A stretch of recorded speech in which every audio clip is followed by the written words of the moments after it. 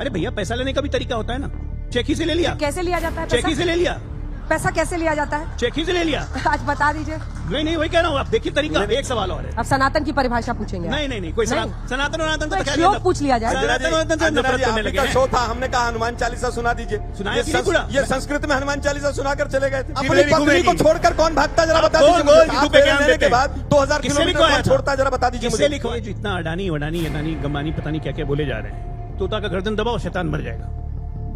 कुछ तोतों को, कुछ पत्रकार तोतों को ईडी या सीबीआई ने पकड़ा क्योंकि वो विदेश से फंडिंग ले रहे थे। लेकिन क्या वॉशिंग मशीन भी है, धर से उसमें डालते हैं, वॉशिंग मशीन से धो के बाहर निकाल देते हैं। अब आपका जवाब देने का वक्त है वॉशिंग मशीन पर। मैं बिल्कुल वॉशिंग मशीन पे ऐसे लिखने का वक्त है वॉशिंग मशीन पर। हमारे यहाँ वॉशिंग मशीन है, आके सब आरोप भूल जाते हैं।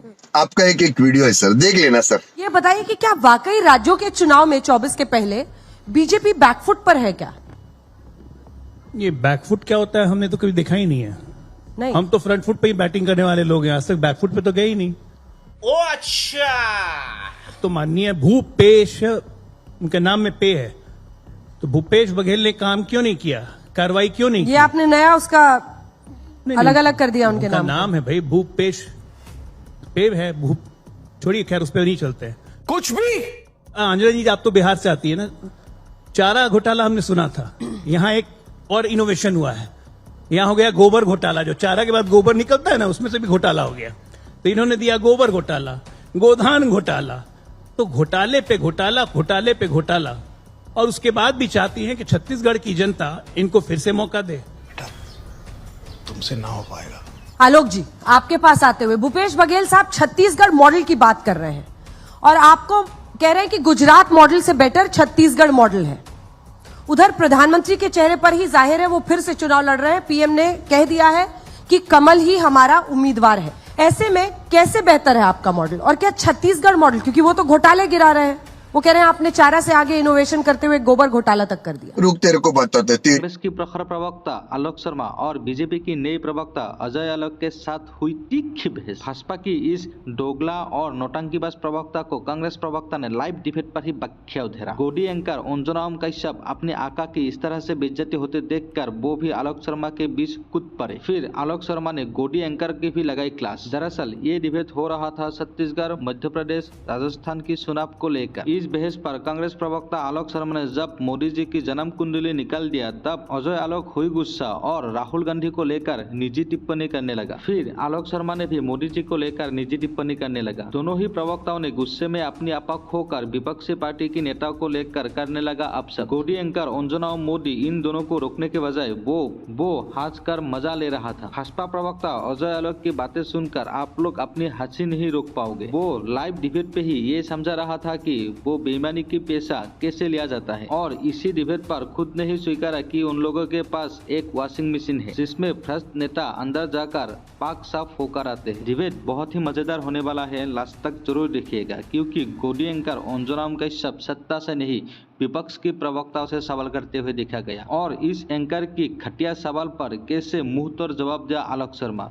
देखिए वीडियो में। अगर आप लोगों को ये वीडियो अच्छा लगे तो प्लीज वीडियो को लाइक करके चैनल को सब्सक्राइब जरूर कीजिएगा। अब आगे वीडियो। मुझे याद आ रहा है कि एक नान घोटाला हुआ था, और उस घोटाले के लिए इन्हीं के नेता जो है वो हाई कोर्ट चले गए थे। और नान घोटाले में क्या हुआ था कि स्कूटर के ऊपर 300 टन चावल ढो दिया था इन्होंने। ये भूल जाते हैं अपने टाइम के नान घोटाला, शराब घोटाला, आंख फोड़वा घोटाला, 34 घोटाले थे। सही पकड़े हैं। पनामा घोटाला की बात ही नहीं करते हैं। पनामा घोटाला में क्या हुआ, आज तक जांच क्यों नहीं हो रही? वो ईडी सीबीआई, वैसे भाई यहाँ कोई ईडी सीबीआई वाला बैठा तो नहीं, आजकल बड़ा मतलब खतरा सा है बीजेपी के खिलाफ कुछ बोलने में। तो पहले मतलब आप तो नहीं डरे हुए? आजकल सुबह नहीं, आजकल पता नहीं होता है कंट्रोल। आजकल पत्रकार क्या और मुझे लग नेता रहा है कि क्या, संजीव झा जी की तरफ किसी इशारा को है भी- उनका। किसी को भी जो है धर लिया जाता है जो मोदी जी के खिलाफ बात करे। मैंने देखा कि भाई, क्योंकि कहीं बीजेपी के फ्रंटल ऑर्गेनाइजेशन यहां तक ना पहुंच गए हों। गजब बेइज्जती है। इतना ईडी सीबीआई और तमाम यहां पर एजेंसीज घूमी। किसी पे शक तो नहीं है आपको क्राउड में? आप किसी को भी ये सारी एजेंसीज दे दीजिए, आप किसी को भी 2-4-6 महीने जेल में डलवा लीजिए। ये काम तो आप लोग करते आ रहे हैं, और यही गुजरात मॉडल है। और ये गुजरात मॉडल केवल हमारे लिए नहीं है, ये तो आपके खुद के स्वयं के अपने लीडर्स के लिए भी आप लोग अप्लाई करते हैं। मुझे क्रेडिट नहीं चाहिए। उनका कहना है कि हम तो करप्शन के खिलाफ जांच कर रहे हैं, उसमें आप कैसे कह सकते हैं फाउल क्राई? 2014 में मोदी जी की सरकार आई थी। 2014 के बाद एक भी मोदी जी ने केस FIR रजिस्टर किया हो और उसमें एक भी आदमी कन्विक्ट हो गया हो, मैं रिपीट करता हूं अपनी बात को, एक भी FIR मोदी सरकार ने की हो और उसमें एक भी आदमी कन्विक्ट हो गया हो, उसका नाम बता के जाएं बीजेपी के हमारे साथी। ये हुई ना बात। केवल भ्रष्टाचार से लड़ाई करेंगे। सतपाल मलिक के यहां जो आरोप लगा रहे हैं, विसल ब्लोअर है, जो कह रहे हैं RSS की 150 करोड़ की जम्मू कश्मीर की फाइल्स आई हैं, उनके यहां पर CBI पहुंच जाती है। क्या हुआ भाई, क्या निकला भाई? आपके ऊपर तमाम आरोप हैं और कहावत है कि छाछ तो बोले ही बोले, छलनी भी बोले, जिसमें 72 छेद। इस सज्जन को क्या तकलीफ है भाई? मतलब बीजेपी जो भ्रष्टाचार की गंगा बहा रही है पूरे देश के अंदर, जांच नहीं होगी किसी की भी। जांच क्यों नहीं होगी? कि जांच एजेंसियां इनकी मुट्ठी के अंदर हैं। केवल विपक्षी यहां पर जो भी नेता होगा उसके यहां पर जांच होगी। एक इनके यहां वॉशिंग मशीन भी है, धर से उसमें डालते हैं, वॉशिंग मशीन से धो के बाहर निकाल देते हैं। You are right bro. भ्रष्टाचार की लड़ाई लड़ेंगे, भ्रष्टाचार की लड़ाई लड़ेंगे। केवल दिखावे की चीजें हैं। ठीक है। पूरे देश को अजय कर्जे आलोक में जी, डुबो दिया, हाँ। पूरे देश को कर्जे में डुबो दिया, पूरे देश को 4 गुना कर्जे में डुबो दिया। आज बेरोजगारी दर 8% से ज्यादा है। सही बात है। ये कह रहे हैं सिलेंडर की बात। अरे भाई 400 रुपए में इनको महंगा लगता था। वो सिलेंडर रानी जो थी वो नई दिल्ली के दरवाजों पर घूमती थी कि भाई सिलेंडर बड़ा महंगा हो गया। और उसके बाद क्या हुआ? अब बोलो। कि आज 1150-1200 रुपए में सिलेंडर होने के बाद भी सस्ता था वो। अब बोलो। 35 रुपए में डॉलर और 25 रुपए में पेट्रोल मिलना था। जवाब बीजेपी दीजिए। भी बोलेगी क्या? चूतिया बनाया तुमको। मैं ये आप ही के वादे थे, मेरे वादे नहीं थे। 5 साल पहले आप ही ने वादे किए थे। बहुत हुई महंगाई की मार अभी अब की नहीं, बारी की सरकार। अब आपका जवाब देने का वक्त है वॉशिंग मशीन पर। मैं बिल्कुल वॉशिंग मशीन पे ही ऐसे जवाब लिखने का वक्त है वॉशिंग मशीन पर। मैं बिल्कुल वॉशिंग मशीन पे ही जवाब दे रहा हूँ। एक एक करके सबका जवाब दे रहा हूँ। ये तो लेटेस्ट न्यूज है। 1 लाख से ऊपर लोगों को रोजगार मिलेगा। एक स्टील प्लांट लगा जमशेदपुर में, पूरे शहर की शक्ल बदल जाती है। और बस्तर एक नक्सल इन्फेस्टेड एरिया, अगर वहां स्टील प्लांट लगेगा और वहां के 1 लाख लोगों की जिंदगी बदलेगी तो कांग्रेस को क्या दिक्कत है? इनको इतनी शर्म और जलन थी कि मेरा प्रधानमंत्री सवाल वॉशिंग मशीन पे था, आप स्टील प्लांट पे आ गए। वॉशिंग मशीन, प्यारी समझ गई। ये जो कहते हैं वॉशिंग मशीन कि हमारे यहाँ वॉशिंग मशीन है, आके सब आरोप धुल जाते हैं, तो ऐसा है कि इन्हीं के लोग आते हैं, फिर जब हमारे यहाँ तो छोड़ के मुकुंद राय चले जाते हैं तो फिर क्या हुआ? धुल के एकदम साफ साफ हो गए। ये मुंह से सुपारी निकाल के बात कर रहे बाबा। ये अजीत पवार के बारे में कहते हैं, उनको दादा भी कहते हैं कि 7,500 करोड़ का उन पर घोटाले का आरोप लगाया, उनको डिप्टी CM बना दिया। अजीत पवार पूरे टीम के साथ आए और वापस गए। क्लीन चिट भी इनकी सरकार नहीं रहती थी अपने। अरे कहना क्या चाहते हो? एक बात और कहनी है मुझे मशीन पे। नहीं, एक बात बहुत इंपॉर्टेंट बात है। आपने सुना होगा बचपन में किस्से कहानी में कि शैतान की जान जो है वो तोते में अटकी रहती है। तोता का गर्दन दबाओ और शैतान मर जाएगा। कुछ पत्रकार तोतों को ED या CBI ने पकड़ा क्योंकि वो विदेश से फंडिंग ले रहे थे। क्या ये जायज है? और वे किनसे ले रहे थे? तो क्लियर कट कनेक्शन चीन से निकल के आ रहा है। तो हमारे यहाँ के देशी शैतानों को दिक्कत हो गई कि सरकार अन्याय कर रही है, सरकार पत्रकार को पकड़ रही है। पत्रकार क्या इसलिए बने कि पैसा लीजिएगा विदेश से और चलाइएगा एजेंडा। इस पे भी आप बोलिएगा, लेकिन आप वॉशिंग मशीन बार बार कहते हैं। ज्योतिरादित्य सिंधिया पर कौन सा केस था कि वो धुलने के लिए गए थे? आप अपने इंटरनल मैटर्स को संभाल नहीं पाते हैं, फिर कहते हैं ये तो खोखा वाले हैं, ये तो पैसे वाले हैं।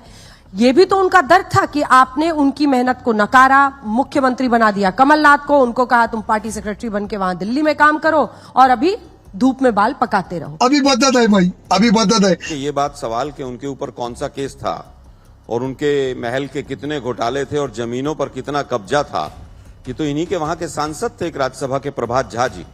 उन्होंने प्रेस कॉन्फ्रेंस करके कहा था कि सबूत तो प्रभात झा जी को देने चाहिए। इन्हीं के सांसद थे और अभी भी भाजपा में बने हुए हैं। क्या बात है सर, क्या बात है सर। यही जिन पत्रकारों की आप बात कर रहे हैं, ये वो पत्रकार हैं जो अक्सर सरकार से, सत्ता से आंखों में आंखें डालकर सवाल पूछते हैं। और जो सवाल पूछता है मोदी जी को अच्छा नहीं लगता। ये बिल्कुल सही बात है कि तोते की जान और ये और वो। मुझे लगता है इस सरकार की जान 2 चीजों में अटकी हुई है बस। एक तो EVM है और एक जांच की एजेंसियां। बात तो सही है। हमने तो नहीं कहा था कि वो चक्की पिसिंग एंड चक्की पिसिंग एंड चक्की पिसिंग। ये किसने कहा था भाई? ये तो आप ही के नेता ने कहा था ना। उराणे साहब के लिए कहा था कि 400 करोड़ के ये घोटालेबाज हैं, ये संसद इसमें विधानसभा में क्यों है? इनको तो जेल में होना चाहिए। यह हमारी स्टेटमेंट तो नहीं थी।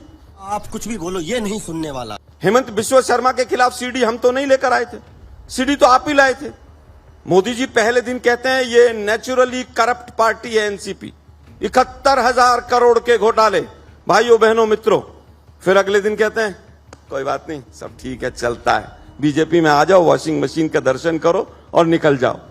ये मोदी जी का भ्रष्टाचार से लड़ाई का पैमाना है, ये तरीका है। खोपड़ी तोड़ साले का। बंगारू लक्ष्मण की पार्टी कहे कि हम भ्रष्टाचार से लड़ाई लड़ रहे हैं।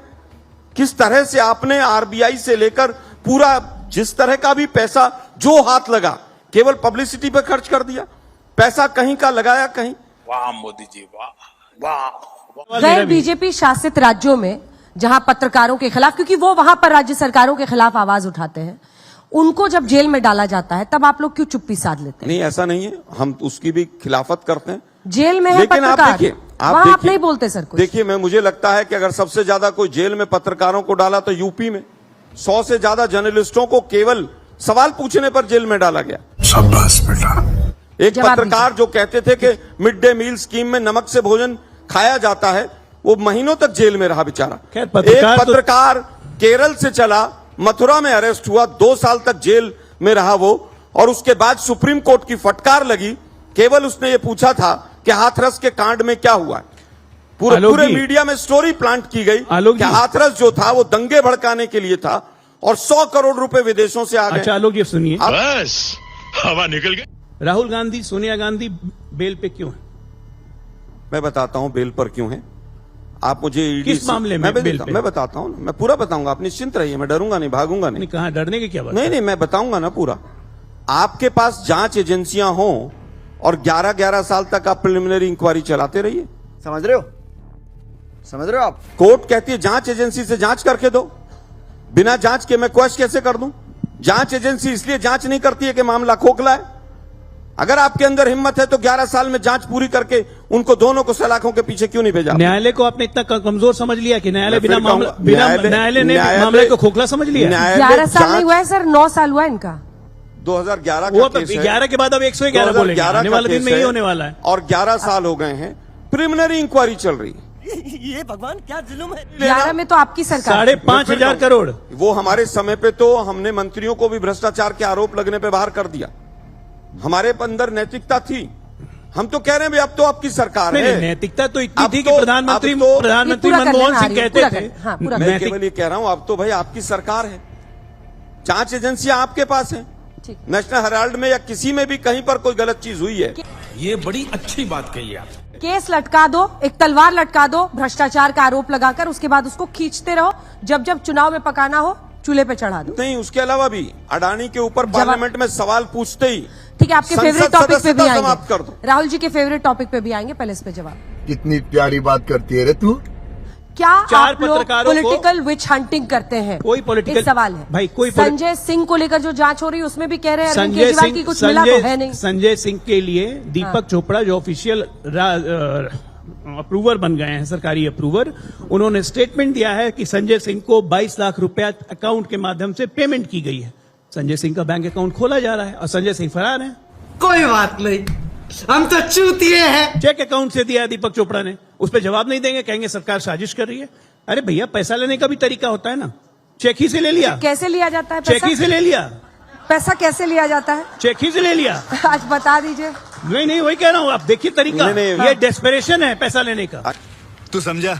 हाँ, चेक से ले लेंगे, कैश से ले लेंगे, गोल्ड में ले लेंगे। बोल लेंगे, चेक से ले लेंगे, कैश से ले लेंगे, गोल्ड में ले लेंगे। किसी भी तरह पैसा देखते ही इनकी वो विकृत राक्षसी आत्मा जागृत हो जाती है। हाय पैसा, हाय पैसा। अरे कितना पैसा चाहिए कांग्रेस को? मैं फिर कहूंगा, कितना पैसा चाहिए? केवल ये बता दीजिए, नीरव मोदी एकदम गाड़ी आपने मोड़ दी और कांग्रेस पे ले आए। साले का खोपड़ी तोड़ साले का। अडानी जी का इन्वेस्टमेंट छत्तीसगढ़ में देखा जाए। हमें इन्वेस्टमेंट से प्रॉब्लम नहीं, हमें प्रॉब्लम है गलत तरीके से जो सरकारी संपत्तियां मोदी जी ने कानून बदलकर उनको दी गई। तो यहाँ पे गलत जिस तरह से तरीके कानूनों को बदला गया। आलोक जी एक बार इधर देखिए, प्रश्न सुनिए।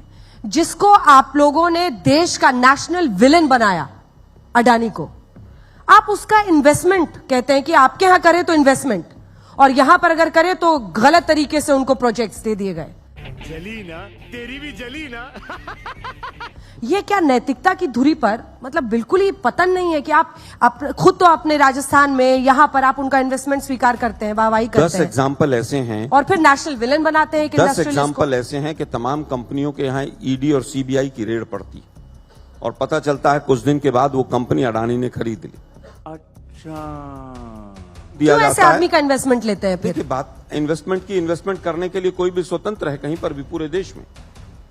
हम किसी को भी इन्वेस्टमेंट करने से नहीं रोक सकता है कोई भी सरकार, लेकिन सीधी सी बात यह है कि कानूनों को तोड़ मरोड़ के आप टैक्स पेयर्स के पैसे को, LIC और बैंकों के पैसे को अडानी के यहां इन्वेस्ट करवाते हैं। किसके दबाव में इन्वेस्ट कराते हैं? सवाल यह है ये हुई ना बात कि आज लगभग 35% कार्गो पर एक ही आदमी का कब्जा कैसे हो गया। सवाल यह है कि सारे के सारे एयरपोर्ट और बंदरगाह एक ही व्यक्ति कैसे लेकर जाता है। और सबसे बड़ा सवाल आता है कि प्रधानमंत्री उसी व्यक्ति के हवाई जहाज में घूमते हैं, उसी व्यक्ति के साथ बैठकर गलबैयां करते हैं। सवाल इसलिए उठता है, क्या बात है, कि देश के प्रधानमंत्री ऑस्ट्रेलिया में जाकर एक तरफ बैंक के चेयरमैन को बैठाते हैं, एक तरफ कोयले की डील कराते हैं। सवाल तब उठता है कि विदेश नीति अडानी नीति हो जाती है। सवाल तब उठता है कि विदेशों में मोदी जी के साथ जो व्यक्ति जाता है उसको वहां पर ठेके कैसे मिल जाते हैं। सवाल जब उठता है जब श्रीलंका के तमाम ऑफिसर्स कहते हैं कि भारत के दबाव में हमने ठेका अडानी को दिया। सुनिए मेरी बात, तकलीफ होगी, सुनना पड़ेगा। सवाल बहुत हैं, समय आने दीजिए, जांच होगी, सब कुछ सामने आएगा, दूध का दूध और पानी का पानी होगा। एक ये तोता अडानी भी है, इसमें भी मोदी जी की और भाजपा की जांच पूरी तरह से जान अटकी हुई है।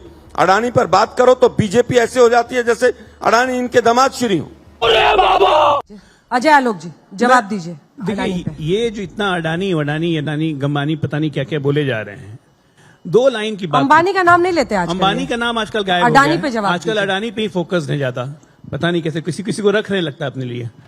ओ फटे हुए फेफड़े की दुकान। मैंने इतने सवाल अडानी पे पूछे, एक का जवाब तो दो। पहला ही जवाब तो दे मोदी दिया। जी के साथ पहले ही एक तो दे दिया आपको। 40,000 करोड़ तो यही छत्तीसगढ़ में है। उस पर जवाब दीजिए ना। प्रधानमंत्री का अपना प्रधानमंत्री का अपना एयरक्राफ्ट होता है। भाई साहब, इन्होंने आज भारत को कितनी मजबूत स्थिति में पहुंचा दिया है कि आज भारत के कहने पे श्रीलंका भी कॉन्ट्रैक्ट दे सकता है। कौन है ये लोग, कहां से आते हैं? आज भारत के कहने पे ऑस्ट्रेलिया भी कॉन्ट्रैक्ट दे सकता है। आज भारत के कहने पर जापान भी कॉन्ट्रैक्ट दे सकता है। अभी आलोक जी ने कहा, चलिए धन्यवाद। आपने देश को इतनी मजबूत बनाया, आपके कहने से, भारत के कहने मैं तो आपको बधाई दे रहा हूं। अडानी को अगर कॉन्ट्रैक्ट मिले, आपने कबूल कर लिया। आज तक अडानी भारतीय नहीं है क्या? अरे तो क्या करूं, नहाऊं? बढ़ती हुई महत्वता पे जो प्रकाश डाला है उसके लिए बहुत बहुत धन्यवाद। और आपके जैसे राष्ट्रभक्त से हमें यही उम्मीद थी। गलत पार्टी में आप हैं वो अलग बात है, लेकिन आपकी सोच मेंटालिटी आपकी ठीक है, राष्ट्रभक्ति के प्रति है। मुझे लगता है पार्टी बदलने वालों को बार बार अब दूसरों पे भी सवाल उठाने का प्रश्न लगता है। भी दिक्कत हो गया इनको। ये क्या है? मैं नकली हिंदुत्व और कपटी राष्ट्रवाद में विश्वास नहीं रखता। नकली हिंदुत्व, एग्जैक्टली नकली हिंदुत्व। मैं चाहता था कि ये टॉपिक ये शुरू करें। अब इनसे एक और सवाल है, एक सवाल और है। अब सनातन की परिभाषा पूछेंगे? नहीं, कोई सनातन को तो श्लोक पूछ लिया जाए। सनातन से नफरत करने लगे हैं। शो था, हमने कहा हनुमान चालीसा सुना दीजिए। सुनाया कि नहीं पूरा? ये संस्कृत में हनुमान चालीसा सुनाकर चले गए थे। भूल गए शायद आप। संस्कृत मैं नहीं भूलता, बोलिए अभी भी सुना दूं। आप तो श्री गुरु चरण सरोज पे रह गए, हमें तो संस्कृत का सुना। संस्कृत में हनुमान चालीसा सुना के जी, संस्कृत में हनुमान चालीसा है। कैसे ब्राह्मण है आलोक जी? अरे भाई, आपने इसी शो में अंजना जी के शो में सुनाई थी आपने। वाह क्या सीन है। हिंदू परंपरा में अपनी पत्नी को छोड़कर कौन भागता, जरा बता दीजिए। गोल जिलेबी घूमेगी। नहीं, आप मुझे बताइए, अपनी पत्नी को छोड़ता कौन है, बता दीजिए। किस वंश से हिंदू है राहुल गांधी? हिंदू पे ज्ञान देने के बाद 2000 किलोमीटर कौन छोड़ता, जरा बता दीजिए मुझे। लिखवा राहुल गांधी के पर निजी हमला करना है क्या बीजेपी को? नहीं, एक सेकंड, ठीक है, आप इसका जवाब दीजिएगा। आपको लगता है कि इस सदी में भी जनता को इस बात से मतलब है? उनको school, college, hospital, road, factory, employment, इन मुद्दों पर चाहिए बहस। आपको लगता है कि ऐसे मुद्दे क्लिक करते हैं जनता से? अब घोड़ों की रेस में गधे भी दौड़ेंगे? इनके खड़गे अध्यक्ष कहते हैं, पब्लिक मीटिंग में कहते हैं कि मोदी आ जाएगा तो समझ लो सनातन का राज आ जाएगा। क्या ये सही बात है? कभी नहीं कहा बोला है, ऑन रिकॉर्ड बोला है, ऑन रिकॉर्ड बोला है, नहीं बोला है, ऑन रिकॉर्ड बोला है। वीडियो निकाल दो। वीडियो मुझे निकालिए। मुझे लगता कह है रहे एक आप सेकंड, एक सेकंड, मोदी अब सवाल आएगा तो पूछिए। सनातन का राज आ जाएगा। आप ही बताइए, इस देश में सनातन का राज नहीं आएगा तो किसका आएगा? मैं उत्तर देता फारसी का राज आएगा, इस्लाम का राज आएगा, किसका राज आएगा? क्या करूं मैं इसका? क्या करूं इसका? राहुल गांधी जी ने 4000 किलोमीटर से ज्यादा की यात्रा कर कर भारत को जोड़ने का काम किया। हम तो कह रहे हैं मोदी जी को 4 किलोमीटर चलवा दो और बिना कैमरे के 10 कदम चलवा दो ना है। आप पूछ रहे हैं सनातन का नहीं चलेगा तो किसका चलेगा? अरे भाई, संविधान का शासन चलेगा और संविधान सभी धर्मों की बात करता है। संविधान ये नहीं कहता कि बाकी धर्मों को हटा दो। संविधान कहता है सभी धर्मों के आस्था का ख्याल रखो। You are right bro. पर नीतीश बाबू की पार्टी के लोग तो कह रहे हैं कि इस बार पीएम बिहार का होना चाहिए। उनका अधिकार है। बिहार के लोग बिहार का पीएम नहीं चाहेंगे तो क्या हरियाणा का पीएम चाहेंगे? हरियाणा के लोग हरियाणा का पीएम चाहेंगे। स्वाभाविक है कि उनके राज्य से अपना लगाव है, सबकी स्वतंत्रता है। ये हुई ना बात। बीजेपी रोहिणी कमीशन मैं के खत्म जो करूंगा। रिकमेंडेशन है उसको लागू करेगी। बिल्कुल, मैं बस खत्म कर दूं। Specific जवाब। उसके बाद 296 जातियों ने फिर फायदा लिया है, 2300 जातियों को अभी तक आरक्षण का फायदा नहीं मिला है। अब इसलिए आरक्षण का पुनर्निर्धारण भी करना होगा। उसी पे ये breaking पॉलिटिकली news है। बहुत बोल्ड स्टेटमेंट आप मैं दे रहे हैं बोल्ड इस स्टेटमेंट वक्त। दे रहा हूं नहीं, क्योंकि अंजना जी। हम प्लान और सिस्टमैटिक ढंग से करते हैं। हमें मैं कोई गांव से आया हूँ क्या? क्या विपक्ष आपको घुमा फिरा कर ले आया है? एक क्योंकि मिनट। आप भी हमें क्या जाति घुमाएगा? जाति कर ये रहे तो हैं। हमारी प्लानिंग थी। विपक्ष तो हमारे पीछे पीछे दौड़ रहा अंजना है। रोहिणी जी। कमीशन हम लाए, प्रेसिडेंट के जी। पास हमने भेजा, सेंसस हम करवाएंगे 26 में। ये कहाँ? चलिए, ये तो हमारे चलिए, पीछे पीछे आलोक दौड़ रहे हैं। रुको जरा, सबर करो। रोहिणी कमीशन कब बना? 2017 में। आज क्या हो गया? 6 मतलब 5 माइक के साल, बिना आवाज नहीं जा रही है। 5 साल लगे आपको एक कमीशन की रिपोर्ट देने में। मतलब 50 साल भैया 5 लगेंगे साल में आपको हमने इसको कमीशन की implement रिपोर्ट करने बना के के जमा कर अब दी। वापस 10 साल आता हूं। अभी आपने आलोक जी जमा के करे लिए थे। आउट ऑफ सिलेबस हो गया, तब वो दूसरी पार्टी में थे। नहीं नहीं, ये 10 साल बैठ गए थे लेके। हम तमाम बढ़ाना कमीशन- चाहते हैं आरक्षण। आरक्षण बढ़ाना चाहते हैं? जी। पक्की बात? जी, किसका आपको कोई आरक्षण दिक्कत बढ़ाना है चाहते हैं? उससे? ईडब्ल्यूएस किसने बढ़ाया अरे भाई, 10%? किसका आरक्षण? ईडब्ल्यूएस आप लेके आए थे, सुप्रीम कोर्ट ने कैंसिल कर अरे दिया। भाई, हम सुप्रीम लेके कोर्ट- आए, एक तरीके से लाए, मैं फिर- सिस्टम से लाए, सुप्रीम कोर्ट ने मैं फिर अप्रूव किया या कहूंगा- नहीं किया? रुक, तेरे को बताते तेरी। आज के वक्तव्य से अरे क्लियर है कि आप आपको रिजर्वेशन भरोसा से किस पे छेड़छाड़ है? करना चाहते हैं और यही आरएसएस और आपको- मोहन भागवत जी की आपको विचारधारा भरोसा है किस पे है? जो आज अजय आलोक जी के मुख से निकल रही है। आप चिंता न करें। इसीलिए कास्ट सेंसस से भाग रहे अरे हैं। वो तो कह रहे हैं बढ़ाएंगे, आप एक बार नहीं बोल रहे कि बढ़ाएंगे। कितनी प्यारी बात करती है रे तू। ये बढ़ाएंगे, किस आधार पर बढ़ाएंगे? ठीक है, आंकड़ा है नहीं, बढ़ाएंगे। यही तो झूठ बोलते हैं। 10 साल बाद महिला आरक्षण लागू होगा, लेकिन अभी कुछ नहीं बताएंगे। पहले के साथ जनगणना आप दोनों होगी, का बहुत फिर धन्यवाद। डिलिमिटेशन होगा, उसके बाद महिला आरक्षण होगा। ये लॉलीपॉप देना, जुमले देना, आप देश को छोड़ दीजिए। पंचायत छत्तीसगढ़ में आप दोनों का बहुत धन्यवाद। बस हवा निकल गई।